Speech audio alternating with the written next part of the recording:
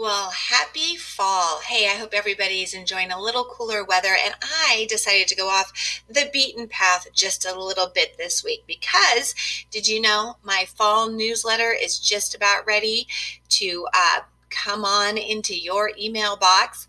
Well, I have a recipe this season that I think you may want to try. At least I was curious about it. Pumpkin spice whipped cream. Oh, yeah. So I thought, maybe I should try this one and, just take one for the team. One, it's very simple, and I like simple. Three ingredients. We've got heavy whipping cream. You need powdered sugar and pumpkin pie spice. Now, when I made it, I cut this in half and just did a cup of heavy cream, a quarter cup of powdered sugar. And you know what? Oh, no, I did. I came down to the half teaspoon. I see it now. Luckily, I had that picture. I couldn't remember. Anyway, these were the ingredients that I used, and I simply whipped them all up in a very cold metal container. And you know what? I have to say, like at this point, if you have not integrated your kitchen baking, cooking with science, you're missing out on a great opportunity. And I want you to consider how that might look. Okay, let's just take a second. We've got to talk about a little bit of kitchen chemistry. You have this perfect opportunity to tie in what you're making with physical science. So as you're getting all of the things collected from the kitchen and you grab that milk, pay attention. Do you have 2%? Do you have whole milk? Do you have skim milk? Talk about how when a cow's milk will sit, the fat globules will actually rise. And that is the cream that is then scraped off and made into this heavy cream. And just show that container.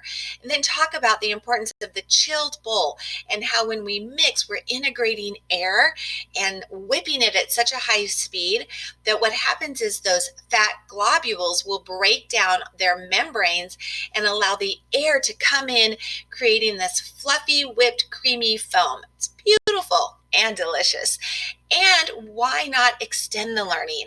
Whether now or later, continue to blend and whip so that that air actually starts to go away and you're condensing it into an even more tighter, compacted bundle of butter. It's such a great way to learn. So don't forget to integrate.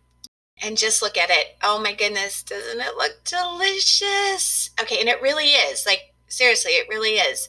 Now, it was not super sweet. Now, that's important to me. I don't like super sweet, but it had just enough with that powdered sugar to give it just a little bit of sweetness. If you like things sweeter, I'm going to tell you right now, you want more than the called for amount of powdered sugar.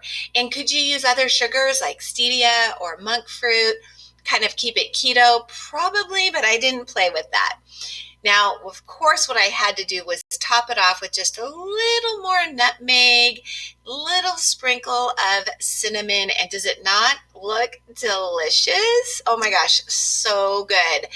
And with my hot coffee underneath, it just began to melt and spill over the sides. And I'm going to tell you, I enjoyed every single bit. So there you go. That is the recipe that you'll find in this season's newsletter, my fall newsletter. Be sure to subscribe to my email list. You can join our community on my website at rightonweb.com. I invite you to come over and be a part of that. And in the meantime, be sure to subscribe. Hit the thumbs up if you enjoyed this. I know it's really different than what I might normally do, but I hope you enjoyed it. And I also hope you enjoy a most fabulous fall.